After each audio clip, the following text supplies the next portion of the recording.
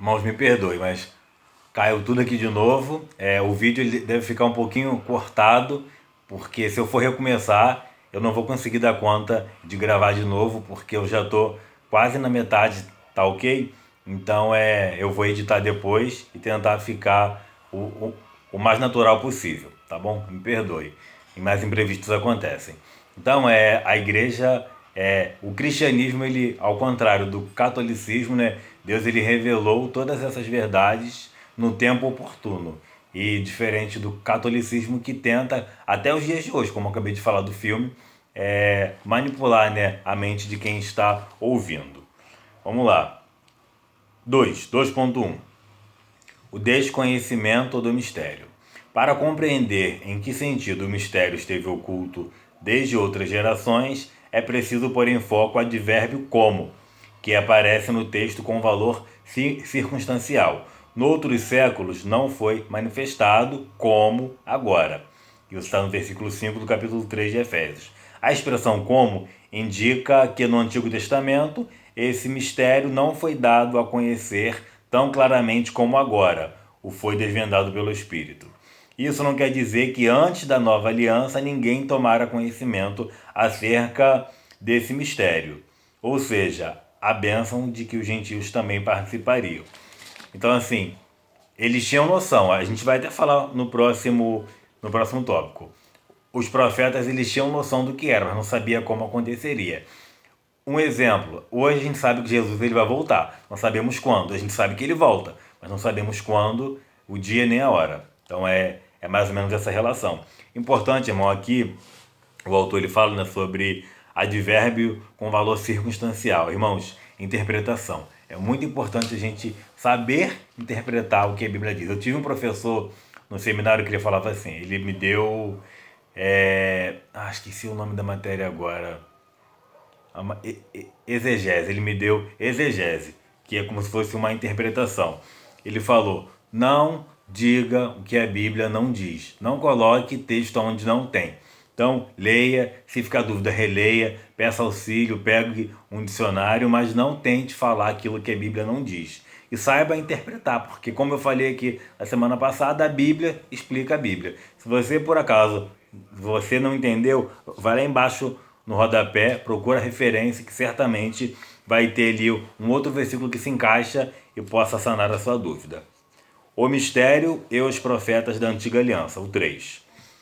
Os escritores do Antigo Testamento não apenas conheciam a respeito das bênçãos prometidas aos gentios, eles fizeram menção delas. Está em Gênesis 12:3, 22:18, Isaías 11:10, 49:6, 54 do 1 ao 3, 60 do 1 ao 3 e Malaquias 1:11.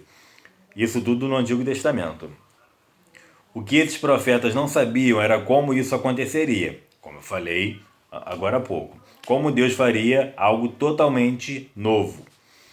Que as barreiras raciais e religiosas seriam rompidas por meio de Cristo, que judeus e gentios seriam um só, um povo integrante de um mesmo corpo, a igreja, que é o mistério oculto. Irmãos, eu quero abrir aqui um parêntese rapidinhos sobre bullying. O que é bullying? Bullying é uma zoação, né? Bullying é uma palavra americana, né? A gente aqui no Brasil conhece como chacota, como zoação. É uma brincadeira que vai ferir alguém. Exemplo, você vai fazer um bullying com alguém que é gordinho, com alguém que é magro, com alguém que é grande, com alguém que é pequeno, com alguém que é branco, que é negro, com alguém que, que está no culto de chinelo, que está com uma roupa rasgada. Quando você tem intimidade com a pessoa, que você faz uma brincadeira saudável entre você e a pessoa, ok. Mas de repente, até. Desculpa, eu tô coçando o nariz, mas depois eu vou higienizar minha mão. Mas até o fato de você insistir com essa brincadeira, você pode estar fazendo mal àquela pessoa. Se isso não vai edificar a pessoa, se isso não vai. Existe uma coisa chamada crítica construtiva e destrutiva. Eu posso falar assim, irmã, a irmã tá com. A irmã tá com uma roupa que não é adequada, o pastor pode chamar atenção. É bom a irmã ficar atenta a isso. Isso é construtivo. Agora, eu pegar o microfone ou na frente de alguém, ó, sentar a marreta em alguém publicamente, isso aí é destrutivo. Eu estou constrangendo essa pessoa, eu posso até, inclusive, estar tirando essa pessoa da igreja, porque eu vou fazer com que ela fique triste. Então isso é o bullying. Isso acontece dentro da igreja, dentro de casa, na escola, no trabalho, na rua. Então não pratique isso. E se por acaso você faz e acha que é uma brincadeira saudável, pare. Ore a Deus para que Ele tire isso de você, porque não é saudável. Nós falamos isso na semana passada ou retrasada. Não sei se os irmãos viram. Essa semana nos Estados Unidos, um homem negro foi morto, asfixiado, né, praticamente, por um policial branco. Ele estava desarmado, pedindo para poder o policial parar, e o policial ficou com o joelho em cima do pescoço dele por quase 10 minutos e ele morreu. Há quem diga, eu não li, há quem diga, depois se alguém encontrar, pode até formalizar no grupo que esse homem que morreu, ele era evangélico, ele evangelizava as pessoas na rua. Não sei se é verdade, foi o que eu ouvi. Então, assim, e independente se ele fizesse isso ou não, é uma vida, é uma alma. E tem gerado isso tem, consequentemente, gerado muitos protestos nos Estados Unidos, porque as pessoas estão cobrando justiça. Então esse policial ele foi preso, os outros três que estavam com ele foram demitidos e a população está pedindo, está protestando em prol de justiça. Então, às vezes a gente faz sem perceber, faz porque acha engraçado, mas não faça isso. Por quê? Por que eu estou falando isso? Porque Jesus veio para poder tirar essa acepção. E quando ele tira essa divisão entre gregos, judeus e gentios, e aqui ó, o autor fala racial, religioso, e tem também social, tem físico, não existe mais essa divisão. Então pare com isso, porque isso não é de Deus, não é saudável, não é ético e não é moral. Vamos prosseguir, porque o tempo está urgindo. 64. Eu já ia ler aqui um subsídio teológico de novo. Página 64 aqui, ó, do lado de cá, onde a gente já leu aqui no subsídio, agora estamos aqui, ó. O mistério revelado no Novo Testamento. O plano divino oculto quanto à Igreja de Cristo é a ênfase paulina acerca do mistério revelado dos apóstolos e aos profetas. 1. Revelado aos apóstolos e profetas. Ao fazer a abertura do capítulo 3 de Efésios, Paulo destaca sua condição de prisioneiro, o processo de sua vocação e como lhe foi este mistério manifestado pela revelação. Em passagens correlatas, Paulo deixa claro que não recebeu seu apostolado de homem algum, que a doutrina que ensinava não aprendeu com homem algum, e que ao ser enviado aos gentios não consultou homem algum. Significa dizer que a chamada, a doutrina e a comissão lhe foram divinamente confiadas pela revelação de Jesus Cristo. Como ele mesmo diz, o próprio Paulo, no versículo 12 do primeiro capítulo, à igreja na Galácia, né, aos Gálatas. O apóstolo assegura ainda que o mistério oculto foi revelado pelo Espírito de Deus a ele e aos demais apóstolos e profetas. Ele indica que o mistério divino não poderia ser desvendado por meio de raciocínio intelectual. Portanto, o apóstolo enfatiza que o mistério foi dado a conhecer por meio da revelação divina e não por sabedoria humana. Irmãos, independente da circunstância, da situação, sempre peça ajuda divina. Aqui, o que Paulo ele quer dizer? Que tudo que ele aprendeu, todo o chamado dele e o seu comissionado, ele não aprendeu com o homem, foi Deus que deu. Então, assim, se você tem alguma dificuldade, se você tem alguma dúvida do seu chamado, pergunte a Deus, porque foi Ele quem te chamou. Então, Ele, melhor do que qualquer sabedoria humana ou intelectual, para poder te revelar, te mostrar, né, o caminho. Isso é uma característica de Deus, porque Ele chama, Ele capacita e Ele nos orienta. Então, se você ainda tem dúvida do seu chamado, só ter um particular com o nosso Pai que Ele vai te revelar. 2. O mistério oculto revelado. Em termos gerais, o mistério revelado é a Igreja. Essa revelação começa pela declaração de que o Pai idealizou tudo desde sempre e prossegue com a execução da obra de Cristo. E também com a criação de uma nova humanidade. Irmãos, uma nova humanidade não é uma nova raça humana. Uma nova humanidade é a igreja. Um novo povo sem distinção de raça, de credo. Eles acreditam em Deus, eles adoram a Deus, eles professam o cristianismo. E essa é a nova humanidade que o autor tanto fala. O termo é um pouquinho incômodo, né? Mas isso quer dizer a igreja. Essa nova humanidade é a igreja. Aí ele continua.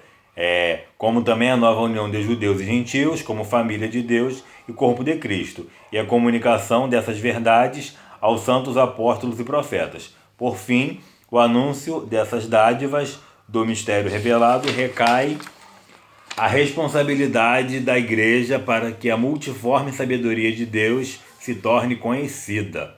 Isso significa que a própria igreja é a principal agência divina de divulgação desse mistério, a fim de unir todos os homens em um só povo por meio de Cristo. Aí eu volto a falar em quem?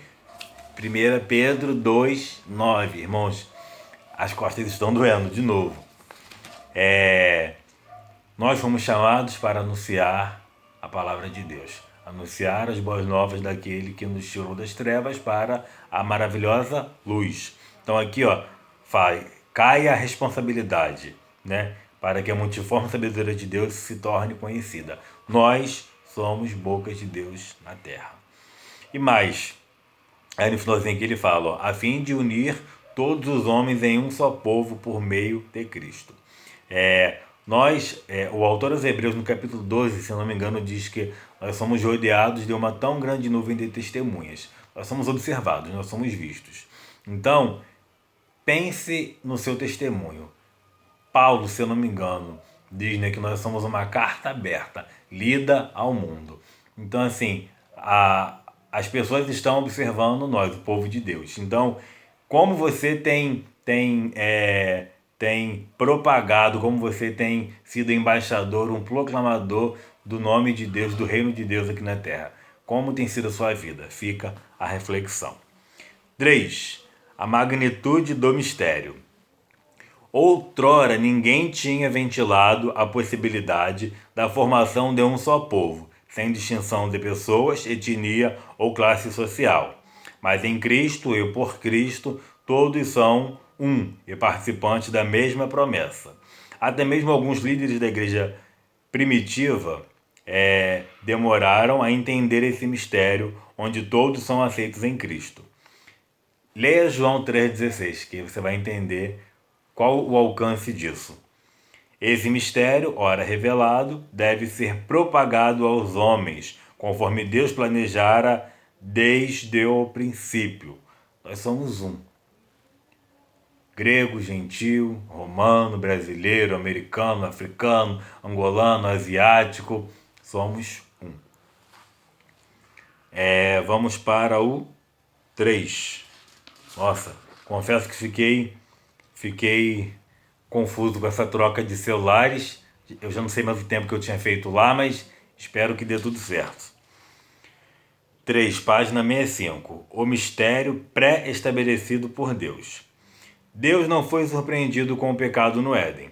Desde a eternidade, o Senhor pré-estabeleceu um plano para ser executado na plenitude dos tempos. Irmãos, Jesus não foi plano B, de forma alguma.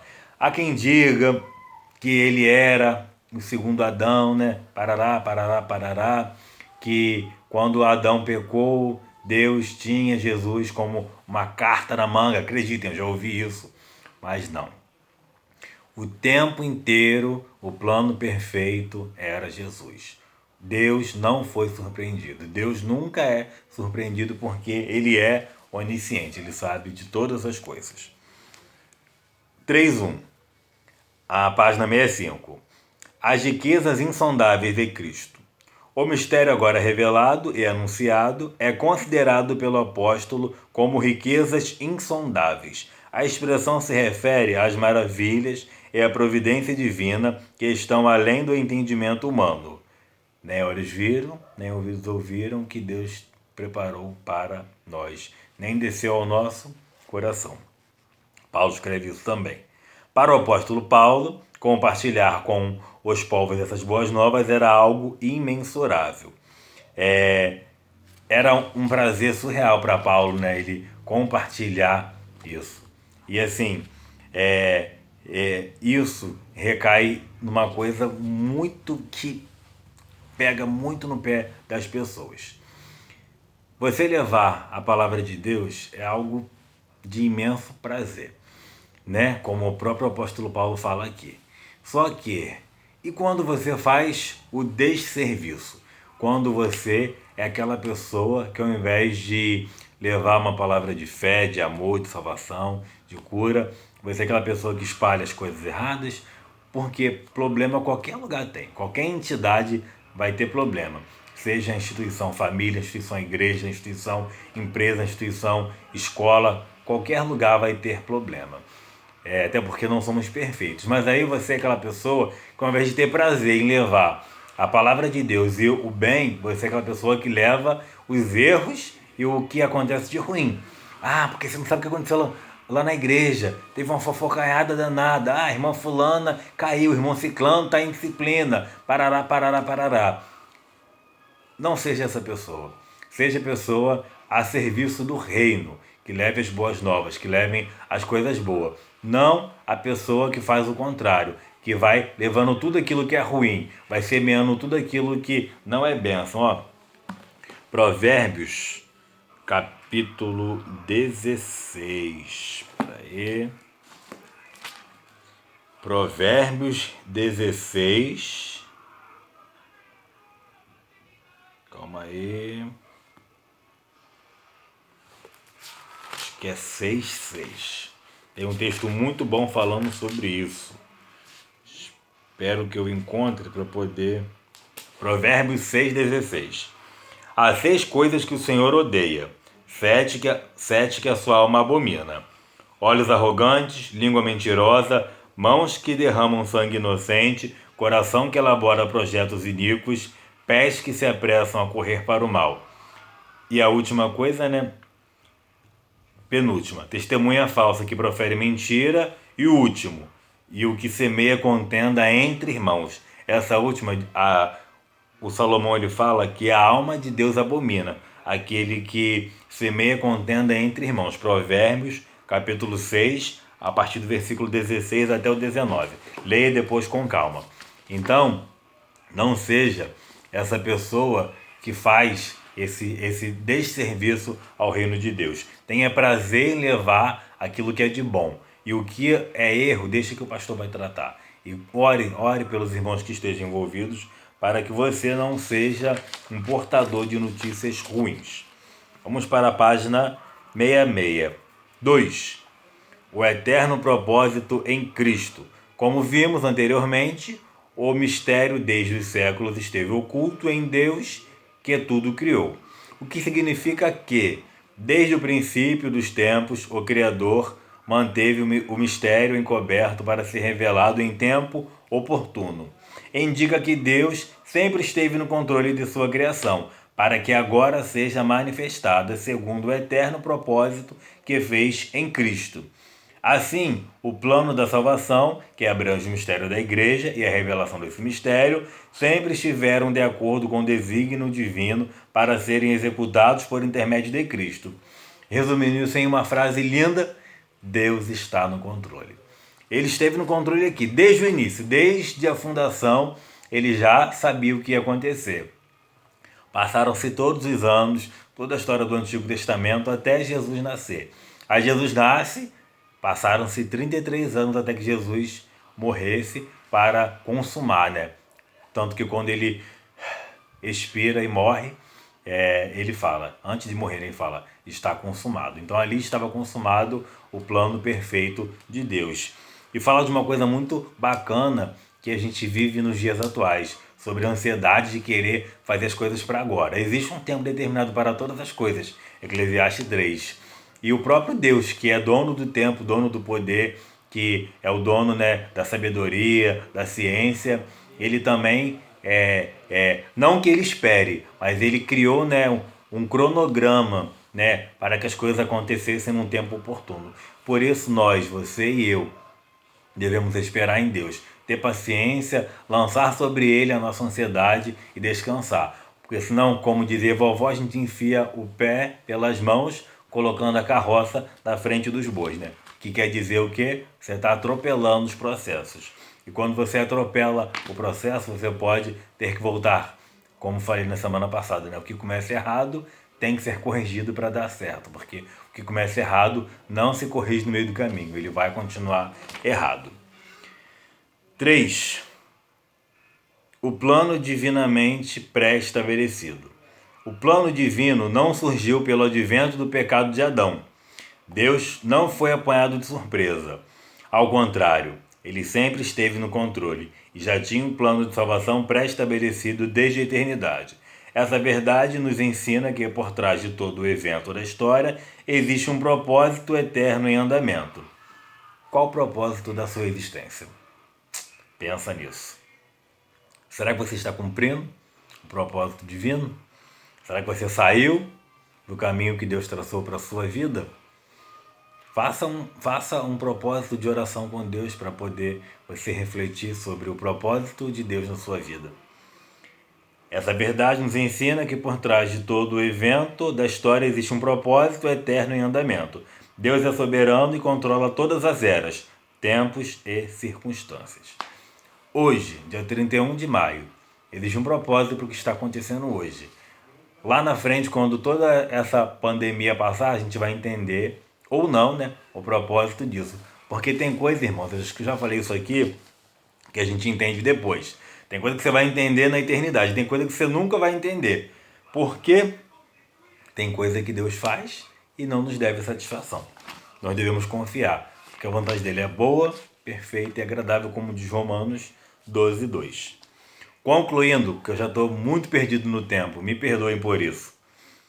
O mistério da igreja esteve oculto nas gerações passadas. No tempo estipulado, Deus revelou o seu eterno propósito aos apóstolos e aos profetas. Judeus e gentios estavam inseridos nesse mistério idealizado por Deus. Tal mistério agora revelado deve ser anunciado pela própria igreja conforme os desígnios divinamente pré-estabelecidos desde a eternidade. Seja a boca de Deus na terra, seja portador dessa maravilhosa graça que é a salvação. Lembre sempre da mulher samaritana. Ela encontrou Jesus, ela recebeu o milagre, ela foi perdoada. O que ela faz? Ela corre para a cidade falando: vinde e vede. Ela vai anunciar. Ela tem um sentimento que Paulo fala, né? Esse prazer imensurável em divulgar, em propagar, em compartilhar aquilo que Deus fez por ela. Seja essa pessoa, use teu WhatsApp, o teu Facebook, a tua boca, use aquilo que Deus te deu para poder levar as maravilhas de Deus às pessoas, para poder pregar, para poder evangelizar, para poder testemunhar que Deus fez e faz, porque Ele é poderoso. Amém, meus irmãos? Me perdoe pelos imprevistos de hoje, mas acontecem. Espero que tudo dê certo na próxima aula. Tenha um domingo abençoado. Em nome de Jesus, foi um prazer. Não esqueçam de responder a pergunta, né, que eu fiz. Qual é o conceito de profeta e apóstolo? E até domingo que vem, em nome de Jesus.